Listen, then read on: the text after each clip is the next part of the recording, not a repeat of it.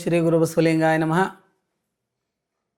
ಸಿರಿನಾಡು Kannada YouTube ಚಾನಲ್ಗೆ ಎಲ್ಲ ವೀಕ್ಷಕರಿಗೂ ಸ್ವಾಗತ, ಶರಣಾರ್ಥಿಗಳು. ಆತ್ಮೀಯರೇ, ಇವತ್ತಿನ ಸಂಚಿಕೆ ಕಥೆ ಸ್ವಲ್ಪ ವಿನೋದಕ್ಕಾಗಿ ಇರುವಂಥದ್ದು ನಾನು ಆಯ್ಕೆ ಮಾಡಿಕೊಂಡಿದ್ದೀನಿ. ಒಂದು ಸರಿ ಒಂದವರಿಗೆ ಒಬ್ಬ ಪ್ರವಚನಕಾರ್ಯ ಕರೆಸಿದರು. ನಿಜವಲ್ಲೂ ಪ್ರವಚನಕಾರ ಏನಿರಲಿಲ್ಲ, ಸುಮ್ಮನೆ ಹೆಸರಿಗೆ ಮತ್ತು ಪ್ರವಚನಕಾರ ಅಂದಾಗ ಪ್ರವಚನಕಾರರಿಗೆ ಭಾಳ ಚೆನ್ನಾಗಿ ನೋಡ್ಕೊತಾರೆ, ಗೌರವದಿಂದ ನೋಡ್ಕೊತಾರೆ, ಅವ್ರಿಗೆ ಒಳ್ಳೆಯ ವ್ಯವಸ್ಥೆ ಮಾಡ್ತಾರೆ, ಊಟದ ವ್ಯವಸ್ಥೆ ಮಾಡ್ತಾರೆ, ಹೀಗೆಲ್ಲ ಕೇಳಿದ್ನವ. ಅದಕ್ಕೆ ಅಲ್ಲಿ ಇಲ್ಲಿ ಸುಮ್ಮ 3 ಜನಗಳ ಮುಂದೆ ಒಂದು ಆ ಕತೆ ಈ ಕತೆ ಹೇಳ್ತಕ್ಕಂಥದ್ದು ಒಂದು ರೂಢಿ ಹಾಕ್ಕೊಂಡಿದ್ದ. ಹಾಗಾಗಿ ಅವನಿಗೆ ಎಲ್ಲ ಕರೆಸಿದರು. ಒಂದು ಊರಿಗೆ ದಿವಸಕ್ಕೆ 10,000 ಅಂತ ತಗೊಂಡು ಮಾತಾಡಿ ಒಂದು ಊರಿಗೆ ಬಂದಿದ್ದವ. ಬಂದ ಮೇಲೆ ಮೊದಲನೇ ಸರಿ ಅವ ಜನಗಳ ಮುಂದೆ ಹೇಳ್ತಾನೆ, ನಾನು ಅಷ್ಟಾವರಣ ಬಗ್ಗೆ ಇವತ್ತೆಲ್ಲ ಪ್ರವಚನ ಮಾಡ್ತೀನಿ, ನಿಮಗೇನಾದರೂ ಗೊತ್ತಿದೆ ಏನಪ್ಪ ಅಂತ ಕೇಳಿದೆ. ಜನಗಳೆಲ್ಲ ಹೇಳಿದರು, ಇಲ್ಲ ಸ್ವಾಮಿ ನಮಗೇನು ಗೊತ್ತಿಲ್ಲ ಅಂದರು. ಅವ ಏನಂದು ಗೊತ್ತಾ, ಅಲ್ಲಿ ಏನೇನು ಗೊತ್ತಿಲ್ಲ ಅಂದರೆ ಎಷ್ಟು ಗೊತ್ತಿಲ್ಲ ಅಂದರೆ ಸ್ವಲ್ಪ ಆದರೂ ಗೊತ್ತಿರಬೇಕು. ಯಾವುದು ಗೊತ್ತಿಲ್ಲ ಅಂದರೆ ಇಂಥವ್ರ ಮುಂದೆ ಯಾವ ಪ್ರವಚನ ಕೀರ್ತನೆ ಹೇಳಿದ್ರಾಗ ಅರ್ಥ ಅದಪ್ಪ.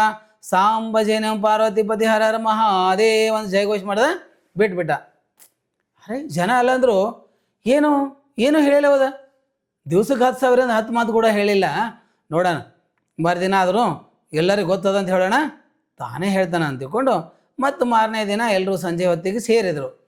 ವೇದಿಕೆ ಮೇಲೆ ಬಂದ ಪ್ರವಚನಕಾರ ಬಂದ ಮೇಲೆ ಮತ್ತು ಅದೇ ಶುರು ಮಾಡ್ದ, ಇವತ್ತು ನಾನು ನಿಮಗೆ ಪಂಚೀಕರಣ ವಿಷಯದ ಬಗ್ಗೆ ಕೀರ್ತನೆ ಮಾಡ್ತೀನಿ, ನೀವು ಏನಾದರೂ ವಿಷಯ ಗೊತ್ತಿದ್ದೇನಪ್ಪ ನಿಮಗೆ ಅಂದ್ರೆ ಎಲ್ಲ ಜನ ಗೊತ್ತಿದ್ದಾರೆ ಸ್ವಾಮಿ ಎಂದು ಕೈ ಎತ್ಬಿಟ್ರಪ್ಪ. ಅವಾಗೇನಂದ, ಎಲ್ಲರಿಗೂ ಗೊತ್ತಿದ್ದ ಮೇಲೆ ಗೊತ್ತಿದ್ದವ್ರ ಮುಂದೆ ಹೇಳೋದ್ರಾಗ ಏನು ಅರ್ಥ ಅದಪ್ಪ, ಸಂಬ ಜೈನ ಪಾರ್ವತಿ ಪತಿ ಹರ ಮಹಾದೇವ ಅಂತ ಮುಗಿಸ್ಬಿಟ್ಟ. ಜನ ಭಾಳ ಇವ ಎಂಥ ಸ್ವಾಮಿಯಪ್ಪ, ಏನು ಹೇಳಲ್ಲ, ಬರೀ ಸಾಂಬ ಜನ ಅವರು ಒಂದೇ ಕಲ್ತಾನೇನು, ಮತ್ತೆ ಯಾವ್ದು ಬರ್ತದಿಲ್ಲ ಇವನಿಗೆ ಅಂತ ತಿಳ್ಕೊಂಡು 3ನೇ ದಿನ ಏನಾರು ಮಾಡಬೇಕು, ಇನ್ನು ಹೇಳಿಸೇ ಬಿಡ್ಬೇಕಂತ ವಿಚಾರ ಮಾಡಿದ್ರಪ್ಪ. 3ನೇ ದಿನ ಎಲ್ಲ ಸೇರಿದರು. ಮತ್ತೆ ವೇದಿಕೆಗೆ ಬಂದ, ಆದೇಶ್ವರ ಮಾಡ್ದ, 2 ದಿನ ಹಿಂಗೆ ಹೋದ ಬಂಧುಗಳೇ, ನೀವೇನು ಹೇಳೇ ಕೊಡಲಿಲ್ಲ, ಜನಗಳ ಮೇಲೆ ಆರೋಪ ಮಾಡ್ತಾನೆ, ಮತ್ತು ನನಗೆ ಬರಲಿಲ್ಲ ಏನೋ.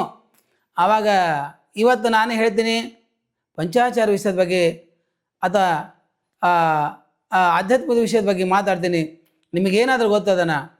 ಅದಕ್ಕಿಂತ ಮುಂಚೆ ಜನ ಏನು ಮಾಡ್ಕೊಂಡಿದ್ದಾರೆ ಅಂದರೆ 2 ದಿನ ವ್ಯರ್ಥವಾಗಿ ಕಳೆದ ನಮ್ಮದು. ಅದಕ್ಕೆ ಅರ್ಧ ಜನ ಗೊತ್ತದ ಅಂಬರಿ, ಅರ್ಧ ಜನ ಗೊತ್ತಿಲ್ಲ ಅಂಬರಿ. ಯಾಕಂದ್ರೆ ಗೊತ್ತದ ಅಂದ್ರೂ ಹೇಳಿಲ್ಲ, ಗೊತ್ತಿಲ್ಲ ಅಂದ್ರೂ ಹೇಳಿಲ್ಲ.